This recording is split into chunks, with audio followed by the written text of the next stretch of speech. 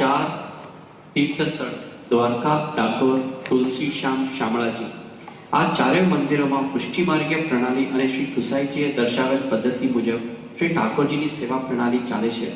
તો શા માટે પુષ્ટિ માર્ગીય વૈષ્ણવ અને સંબોધનોમાં આ તીર્થોનો ઉલ્લેખ કરવામાં આવતો નથી? કારણ કે ત્યાં મર્યાદા પુષ્ટિનો પ્રકાર છે, જગોદ્ધારક રૂપે બિરાજે છે. અને આપણે જ્યારે ગાઈએ છીએ, સ્મરીએ છીએ, એ શુદ્ધ પુષ્ટિ પુરુષોત્તમ જે વ્રજલીલાના છે એની ઉપાસનાને આરાધના કરીએ છીએ. અને એટલા માટે આપણે ત્યાં એ વિશેષ પ્રકારે બધું ન ગાતા, જે નિત્ય લીલાઓ છે ઠાકોરજીની, વ્રજની લીલાઓ છે, એને ગાવાનો વધારે પ્રકાર છે. એટલા માટે આ બધા વંદનીય છે, આરાધનીય છે. ઘણીવાર પ્રસાદ પણ ગમે ત્યાં, કારણ કે ઘણીવાર લોકોનું કયું દ્રવ્ય ત્યાં જાય, સીધું ભગવાનના ધરેલા પૈસાથી પ્રસાદ આપે તો દેવ દ્રવ્ય આદિનો દોષ હોય છે. એટલા માટે વંદન કરીએ, સ્મરણ કરીએ અને આપણે ત્યાં પુષ્ટિ પુરુષોત્તમની લીલાનું ગાન કરીએ. આપશ્રીએ જણાવ્યા મુજબ આપણે સૌ પ્રથમ હિન્દુ છીએ, ત્યારબાદ પુષ્ટિ માર્ગીય વૈષ્ણવ. તો પછી આપણા બાળકોને શા માટે હિન્દુ ધર્મના ફંડામેન્ટલ્સ બ્રહ્મા, વિષ્ણુ અને મહેશ અને વિવિધ ભગવાનની સમજ આપવામાં આવતી નથી? ઇનફેક્ટ આ દેવી દેવતાઓના નામના ઉલ્લેખનો પણ ગંભીર અપરાધના ભાવથી ટ્રીટ કરવામાં આવે છે. શું આ રૂઢિચુસ્ત વલણ બદલવાની જરૂર છે? શું આપ શ્રી માનો છો કે ભારતથી બહાર ન્યુઝીલેન્ડમાં રહેતા હોઈએ અને પ્રસંગોપાત શ્રી સત્યનારાયણની કથામાં જવાનું થાય તો પ્રસાદનો અનાદર કરી ના પાડીને ચુસ્ત પુષ્ટિ માર્ગે બનવાનો દાવો કરવો જોઈએ, જ્યારે આપણે બહારની હોટલમાં ડિનર સહર્ષ લેતા હોઈએ છીએ? એટલે આમાં ન્યુઝીલેન્ડ હોય કે ઇન્ડિયા હોય એનો ફરક નથી. મૂળ વાત છે, જો દેવતાઓ તો બધામાં છે. આપણે ત્યાં એવું કે દેવતાનું નામ, એ તો બધું બહુ જૂનવાણી, ખબર નહીં કોણ એવો વિરોધ કરે. હવે તો કોઈ, મને તો નથી દેખાયો કે કોઈ કે આ ના બોલાય, પેલું ના બોલાય. ઉલટાનું મહાપ્રભુજી યમનાષ્ટકમાં શિવ વિરંચિતે વસ્તુ તે, રોજ યમનાષ્ટક બોલો છો તો શિવજી બ્રહ્માજીના નામ બોલો જ છો. એટલે આ તો આપણી ગેરમાન્યતાને ખબર. કોઈ ક્યાં જૂના ટાઈમમાં કોઈ કીધું હશે, લોકો એને યાદ કર્યા કરે છે. પણ એવું હવે મને નથી લાગતું કે કેટલી વાર મહાપ્રભુજી તો બધાના નામ લીધા. તમે ષોડશગંજ જુઓ તો આપણે ત્યાં તો ઉલટાનું મહાપ્રભુજી કે વૈષ્ણવા નામ યથા શંભુ, કે વૈષ્ણવતા કેવી હોય એ મહાદેવજી પાસે શીખવું. આપ શ્રી જણાવ્યા મુજબ આપણે હિન્દુ ધર્મના ફંડામેન્ટલ બધા સિદ્ધાંત એ તો શીખવાડવા જ જોઈએ. આપણે બધા હિન્દુ જ છીએ અને થવું જ જોઈએ. બ્રહ્મા, વિષ્ણુ, મહેશ જે ત્રણેય દેવતાઓ, જો આપણે ત્યાં આ ફરક સમજવાનો, પરબ્રહ્મ, અવતાર અને દેવતા. તો વંદનીય તો બધા જ છે, પણ જેમ સેવનીય અને આરાધનીયની વાત આવે કે તમે કોનું આરાધન કરો છો, તો એ પ્રકારે બાકી બધાનો પરિચય હોવો જ જોઈએ. કારણ કે કોઈ પણ તમે કૃષ્ણ લીલા, ખાલી ભાગવતજી તો આપણે માનીએ છીએ, ભાગવતજીમાં બધાની કથા નથી આવતી છે જ. એટલે કોણ નથી શીખવાડતું એ વાત જુદી છે.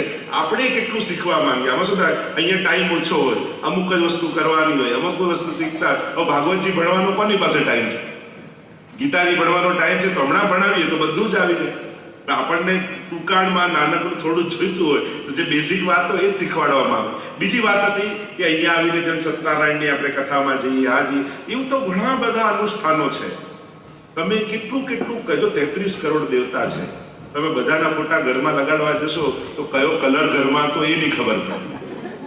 અહીંયા પુષ્ટિ માર્ગની માન્યતા શું છે? તો બે પ્રકારની વાત. એક, બધામાં ભગવાન જોવા, અને બીજું છે ભગવાનમાં બધું જોઈને. એટલે અહીંયા ભેદ બુદ્ધિ નહીં રાખવી એવી સમજ છે.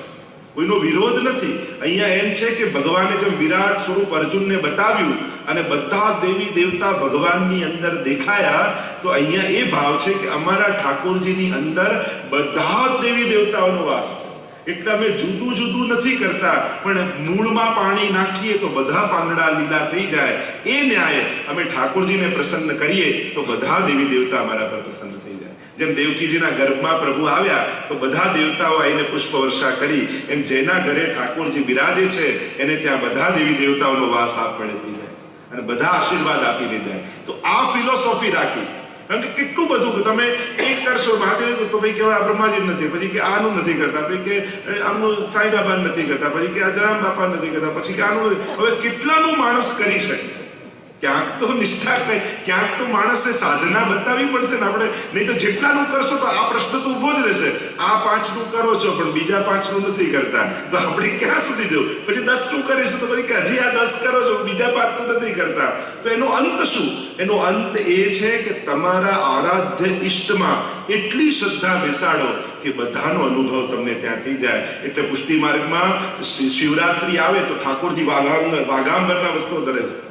આપણે ત્યાં બધાની ઉપાસના છે, બધા જ સમાયેલા છે, પણ ઠાકોરજી પરક છે કે મારા પ્રભુમાં બધાનો વાસ છે. નવરાત્રી આવે તો એ ઉજવાય, ગણેશ ચતુર્થી આવે તો દંડાચોથ ઉજવાય. હવેલીમાં શું નથી ઉજવાતું?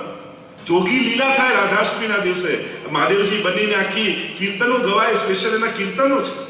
એટલે આ તો આપણી ગેરસમજ છે કે આપણે બધાનો કોઈનો વિરોધ નથી, બધાનો પણ અનન્યતા. જો પુષ્ટિ ભક્તિ છે ને એ ગોપીજનોની ભક્તિ છે. અને ગોપીઓની ભક્તિ કેવી? આજે ગોપી શું કરે? સોમવારે શું કરે, મંગળવારે શું કરે, બુધવારે શું કરે? રોજ જુદા જુદા જાય કે સોમવારે આને ભજન, મંગળવારે આને ભજન, બુધવારે આને ભજન. અત્યારે તો લોકોને દર વારે ભગવાન જુદા જોઈએ. સોમવારે આ, મંગળવારે મારો ભગવાન બદલાઈ જાય, બુધવારે ભગવાન બદલાઈ જાય, જેવો વાર એવા ભગવાન. આ કોઈ શાસ્ત્રોમાં લખ્યું નથી કે દરેક વારે જુદા જુદા ભગવાન ગોતવા અને ભજવા. શાસ્ત્રોમાં એ છે, આપણે કહેતા યહ નિત્યનેમ યશોદાજુ મેરે તિહારે હી લાલ લડાવન કો. અમારો તો આ જ નિત્ય નિયમ છે કે રોજ તારા લાલનને લાલ લડાવ. તો આ ગોપીજનોની ભક્તિ એ પુષ્ટિ ભક્તિ છે. અને ગોપીજનો, જેમ મીરાબાઈએ કહ્યું, મેરે તો ગિરધર ગોપાલ દૂસરો ન કોઈ. હવે તો મીરાબાઈ જોડે ઝઘડો કરવા જશો, આવું બોલી ગયા, બીજા કોઈ તમારા નહીં, ઠાકોરજી ખાલી તમારા. આપણે તો વંદન કે એની નિષ્ઠાથી આદર જાણે. કોઈ પતિવ્રતા પત્ની હોય એમ કે હું તો મારા પતિને જ માનું છું, તો એના માટે રિસ્પેક્ટ થાય કે તમને હિમ ભાવ થાય કે આજુબાજુ વાળા ફરિયાદ કરે તો પતિને પ્રેમ કરે, બીજા કોઈ નથી કરતું, આવું થાય. તો એ પતિને જ માને એનું ગૌરવ છે. તો આ પાતિવ્રત ભક્તિ જેમ નારદજી ભક્તિ સૂત્રમાં બતાવી, મને કોઈ તો ગ્રંથમાં બતાવો કે કોઈ ગ્રંથમાં, ગીતાજીમાં, ભાગવતજીમાં લખ્યું કે સોમવારે આ કરવું, મંગળવારે આ કરવું, બુધવારે આ કરવું. ક્યાં ગીતાજીમાં એવું લખ્યું છે? કોઈ શાસ્ત્રોમાં નથી લખ્યું. પણ આપણે બધાને રાજી કરવા જઈએ એમ થાય કે ક્યાંક કોઈથી ક્લિક થઈ જાય તો આપણે નીકળી પડે. તો આનું ભક્તિ છે જ ને. રિસ્પેક્ટ તો જીવ માત્રને આપવાની વાત છે. આપણા આચાર્યો કહે જીવ માત્રનો આદર કરવો, કોઈનો અનાદર ન થાય. બધા જ આદરણીય છે, વંદનીય છે, બધાનો રિસ્પેક્ટ થાય. પણ ભક્તિ તો ક્યાંક એક જગ્યાએ થાય કે 10 જગ્યાએ ખાડો ખોદીએ તો પાણી ન નીકળે 10 ફૂટ, પણ એક જગ્યાએ 100 ફૂટ ખોદીએ તો પાણી નીકળે. એમ ભક્તિમાં ઊંડાણ જરૂરી છે, વિસ્તાર નહીં. કેમ કે વિસ્તાર કરવા જશો ને તો અંત જ નહીં આવે. એટલે જેની પણ ઉપાસના હોય, જો તમે કોઈને પણ ગાઓ, હનુમાન ચાલીસા ગાઓ તો ઓર દેવતા ચિત્ત ન ધરીએ હનુમત સહી સર્વ સુખ લઈ આવે છે કે નહીં? એમાં ઝઘડી પડો છો, અરે તમે આવું ગાઓ છો હનુમાન ચાલીસા, ઓર દેવતા ચિત્ત નહીં ધરવાના, હનુમાનજી લેવા. પણ જ્યાં ભક્તિ કરો, જો જેની ભક્તિ કરો છો એના જ ન થયા તો પછી કોના થશે? એટલે આપ સમજો આ વાત. આ કોઈનો વિરોધ નથી. પુષ્ટિ માર્ગ, પુષ્ટિ માર્ગ એટલે ભક્તિની, ગોપીજનોની ભક્તિ છે કે ગોપી શું કરે બસ એ રીતે જે જીવે એનું નામ પુષ્ટિ માર્ગીય વૈષ્ણવ. તમને મીરાબાઈ માટે આદર છે, તમને ગોપી માટે આદર છે, તો આદર છે તો તમને એક વૈષ્ણવ માટે પણ આદર થવો જોઈએ કે આ એના શ્રદ્ધા, એના ઈષ્ટ માટે કેટલો દ્રઢ છે. એની અનન્યતા એનું પાતિવ્રત ધર્મ છે. અને કીધું કે પેલો પ્રસાદ, તો કોઈનો અનાદર નહીં કરવો, કોઈ પ્રસાદ આપ્યો નહીં, પણ પાતિવ્રત ભક્તિ છે ને. એટલે પાતિવ્રત ભક્તિમાં શું થાય કે જેમ કોઈ કન્યા પરણીને ઘરે આવે તો જેઠ હોય, દિયર હોય, સસુર હોય, પણ એઠું તો પતિનું જ લે, બાકી બધાનો આદર જરૂર રાખે. તેમ પાતિવ્રત ભક્તિ હોવાને કારણે ઠાકોરજીનું ધરેલું લઈએ, પણ ક્યારેય કોઈનું અનાદર ન કરાય. બીજું ભલે લઈ લે પણ કોઈનું ઉચ્છિષ્ટ તો કેવલ પ્રભુ. કારણ કે બ્રહ્મ સંબંધ દ્વારા આપણે શરણાગત થઈએ. જેમ કોઈનો વિવાહ થાય ને કોઈની સાથે, તો આ પણ અલૌકિક વિવાહ માનવામાં આવે છે કે તમારો આ જીવાત્માનો ભગવાન સાથેનો અલૌકિક વિવાહ એ તમારું બ્રહ્મ સંબંધ છે. કે આજથી તમે ઠાકોરજીના થયા અને તમે આવી પાતિવ્રત ભક્તિ, નારદજીના શબ્દોમાં કહું છું, આ મારા ઘરનું નથી કાઢતો, તમે હોય તો શાસ્ત્રોમાં બતાવું. નારદ ભક્તિ સૂત્ર જુઓ, ગીતાજી જુઓ, ભાગવતજી જુઓ, આ બધા ગ્રંથોમાં પુષ્ટિ માર્ગીઓ કોઈ ઘરેથી નથી કાઢ્યું. શાસ્ત્રોક્ત ભક્તિ કરીએ છે એટલા માટે. એટલે આ બધા વિવેક છે, એને છે ને લૌકિક બુદ્ધિએ નહીં જોવા કે આનું તમે આમ ના કર્યું, પેલાનું ના કર્યું, ફલાણાનું ના કર્યું. તો આમાં કોઈનું અહિત કરવાનું નથી, કોઈનું અપમાન કરવાનું નથી, પણ આપણા ઠાકોરજીમાં બધાનો વાસ છે એવો ભાવ રાખી એમનું નમન કરીએ. મૂળમાં પાણી નાખીએ છે તો બધા પત્તા લીલા થાય. એમ જે ભગવાનને ભજે છે એના પર બધા દેવી દેવતાઓ પ્રસન્ન થાય છે. તમે શાસ્ત્રોમાં જોયું, ગીતાજીમાં જોઈ લો, તમે જેને ભજો એને પામો અને મને ભજનારો મને પામે છે. એ પ્રભુની સ્પષ્ટ વચનો છે. આજ યો યો યામ યામ તનુ ભક્ત શ્રદ્ધા અર્ચિતો વિચ્છતિ. ક્યારેક ગીતાજી ઉપર જોઈશું ત્યારે ખ્યાલ આવશે કે કેવું આખું એક સુંદર રીતે ભગવાને બધું બતાવેલું જ છે. આપણે વાંચતા નથી, આપણે મૂળ ધર્મગ્રંથો જોતા નથી અને એટલા માટે કન્ફ્યુઝન પેદા કરીએ છીએ, આવું કેમ પેલું કેમ. પણ મૂળ ધર્મગ્રંથો વાંચીશું તો કોઈ ભેદ નથી, દરેકને આદર છે, દરેકને રિસ્પેક્ટ છે. પણ જો તમારે ભક્તિ જ કરવી છે તો પછી ભગવાનના થવું પડશે. પ્રભુના થઈને એની ભક્તિ કરશો તો એનો અનુભવ કરી શકશો. બાકી વ્યવહાર કરવો છે, બધાને સારું લગાડવું છે, તો પછી ક્યાંય કમી નથી. આપણે ત્યાં તો શાસ્ત્રોમાં જો આ જેમ આપણે ત્યાં સર્વધર્મ મંદિર હોય છે, એ પણ વેસ્ટર્ન કલ્ચરની દેન છે. તમે જૂના જેટલા પણ મંદિરો જોશો તો એમાં બધા ભગવાન ક્યાંય ભેગા નહીં હોય. તમે જો પ્રાચીન જેટલા પણ, એ શિવજીનું હશે તો શિવજીનું જ હશે, એ વિષ્ણુનું હશે તો વિષ્ણુનું જ હશે, એ ગણપતિનું હશે ગણપતિનું જ હશે. આ તો જેમ જેમ લોકો બહાર જતા ગયા, સમુદાય ઓછો હોય, બધા એક સાથે ભક્તિ કરી શકે, એટલા પ્રકારની વ્યવસ્થા છે. આ એક વ્યવસ્થા ઊભી કરવામાં આવી છે કે આપણે બધા ભક્તિ કરી શકીએ એક જગ્યાએ. બાકી શાસ્ત્રો, તમે જેનું આરાધન કરો છો એની પૂર્ણ નિષ્ઠાથી આરાધન કરો અને ભગવાનને માનનારો, બધાને પ્રેમ કરનારો હોય જ. એ ક્યારેય કોઈનો વિરોધ કરનારો ન હોય. એટલે ક્યારેય કોઈ દેવી દેવતાનો વિરોધ કરવો નહીં. બધા જ આદરણીય છે, સન્માનનીય છે. મહાપ્રભુજી પોતે પૃથ્વી પરિક્રમા કરવા પધાર્યા અને જે તીર્થોમાં પધાર્યા એ દરેક મંદિરોમાં જઈને વંદન કર્યા છે મહાપ્રભુજી. અને એટલા માટે ક્યારેય કોઈ એવી ગેરસમજ નહીં રાખવી ને કોઈનું પણ અનાદર, જીવ માત્રનું અનાદર નહીં કરવું. તો દેવી દેવતાઓ તો બધા વંદનીય છે. મહાપ્રભુજી તો 16 દિનમાં અનેક વાર નામ લીધા છે. એટલે હવે એવું તો કોઈ મને તો નથી દેખાતું કોઈ નામે ના લેતું હોય.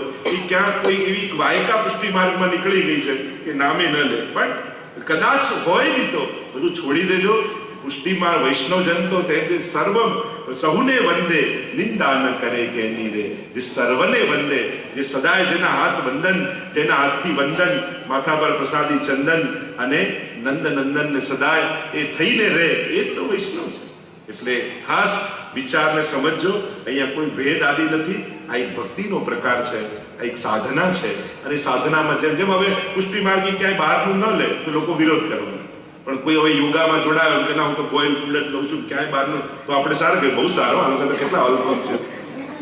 આપણે હાથ ધોવાનું કહેતા તો લોકો ખીજાતા. હવે તેંડુલકરને બ્રાન્ડ એમ્બેસેડર બનાવ્યો, વોશ યોર હેન્ડ. મોટા ભાગની બીમારીઓ હાથ ના ધોવાથી થાય છે. એટલે ઇન્ડિયામાં ટીવીમાં કરોડો રૂપિયા ખર્ચીને ચેનલોમાં એડ આપવી પડે છે. અને અમે પુષ્ટિ માર્ગીઓ 500 વર્ષથી કઈ થાકી ગયા. ત્યારે કોઈ વાળા બધા તો વેચ્યા, આ બધા તો જુનવાણી, એ બધું ફરી ફરીને નવા રૂપમાં આવે તો આપણને ગમે છે.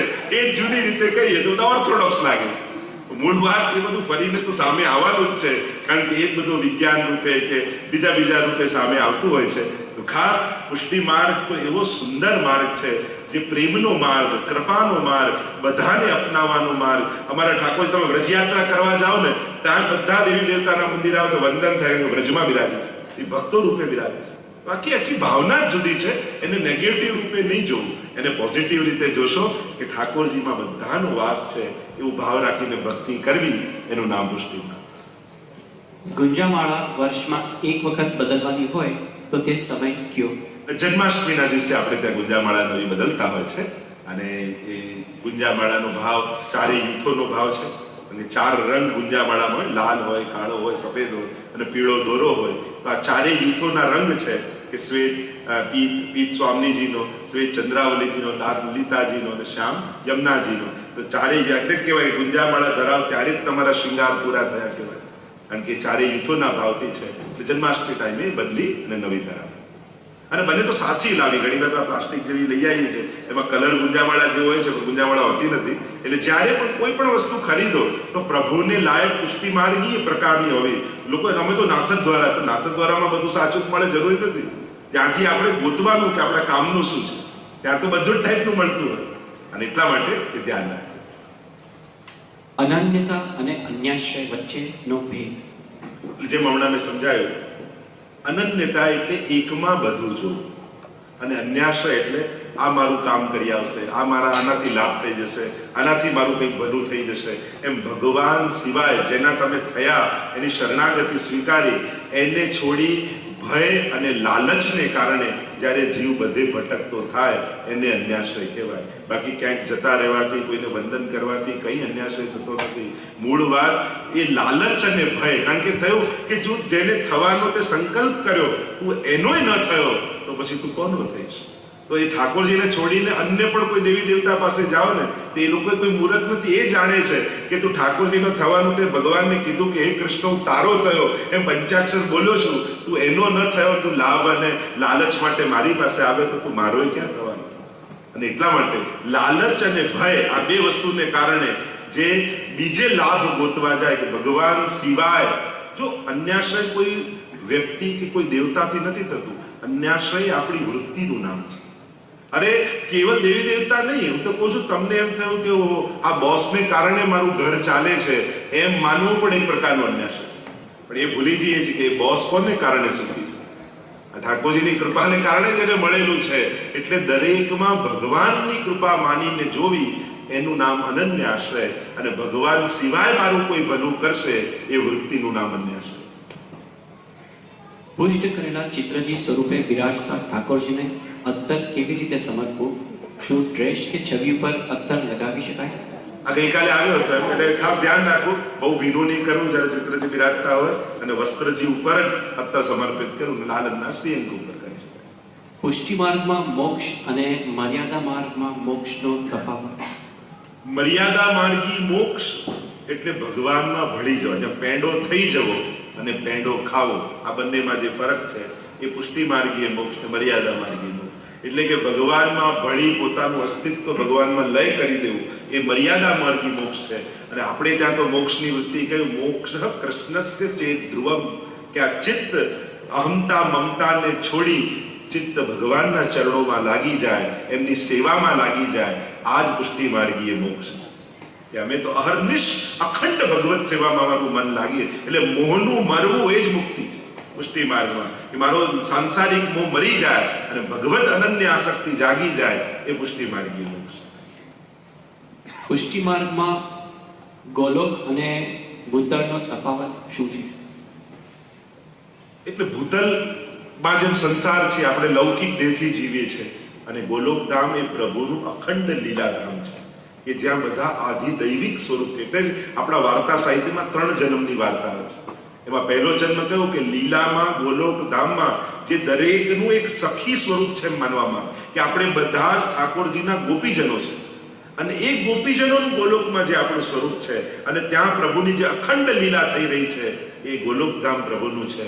અને આપણા ઘરે, આપણે ત્યાં આપણા ઘરે ઠાકોરજીને પધરાવી અને જે ભાવ કરીએ એ નંદાલયનો ભાવ છે. કે નંદ બાબાના ઘરે ઠાકોરજી પ્રગટ થયા અને ત્યાં યશોદાજીને ગોપીજનો જે રીતે સેવા કરતા, એ આપણું ભૂતલની સેવા.